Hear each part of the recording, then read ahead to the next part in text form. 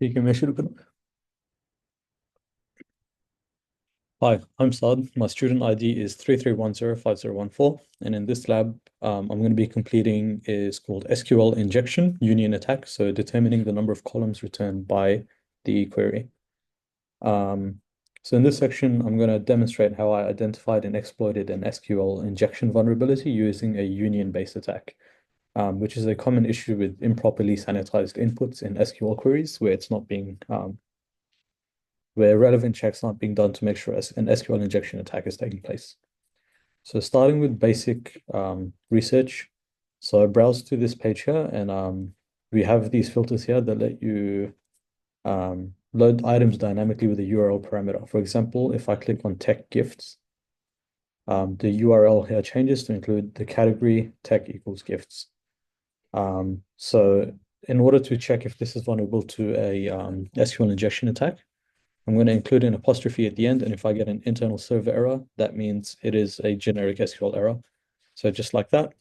Um, so this error basically indicates to me that the parameter is being directly inserted into an SQL query, and there's no proper sanitization taking place. So in order to test this further, I'm just going to include something like that. And also I'm going to try just messing about with it a little bit more. So I can also do something like an or one equals to one. Um, yeah. So the different ways that the application responds shows me that this is an exploitable injection point. So now I'm going to test whether I can complete a union-based attack, which is a technique that allows you to join a malicious select statement with the original query to extract data from a database. So in order to do that, I first need to figure out how many columns are actually in this table. So I'm just going to remove this section here, and then I'm going to order by one. I'm going to increase this number until I get an error again. So order by one means that there is a column called one. There is at least one column. Order by two also works. I'm just going to keep repeating this until I get an internal server error again. And as you can see, so we've got a server error at 4. That means we do get a return with 3 columns. So now that I know the number of columns, I'm going to inject the following. So this payload here, basically, to verify the union injection. So what I'm going to do is I'm going to use union selects, and I'm going to include 3 null values because I don't actually know the data type that's being stored in this table. So in order to avoid getting an error due to that, I'm just going to do 3 null values. So as you can see, that did work. So it matches the structure of the original query, and it's just a placeholder that avoids data type mismatches. So now that I've done this, we can actually replace it with actual data.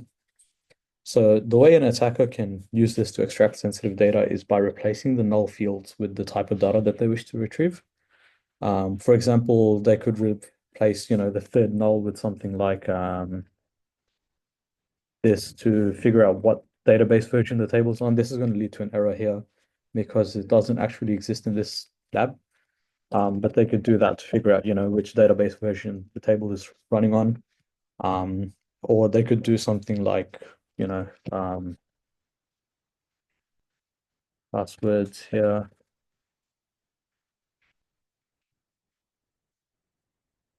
And then we could do something like from users. So we could execute a query like this to select the username and passwords from a table called users, which would basically give the attacker a list of all the usernames and passwords for all the registered users in this database.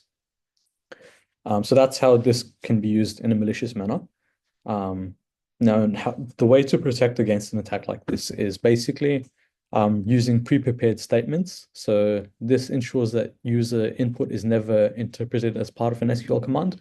The only way for the database to actually, retrieve things using filters is using pre-prepared statements. If you do need to allow user input, then you can use input validation, so allow only expected inputs and limit the parameters to predefined values. Yeah, so basically that's how you can protect from this. Another method could be regular security testing, which should be run in any case. But yeah.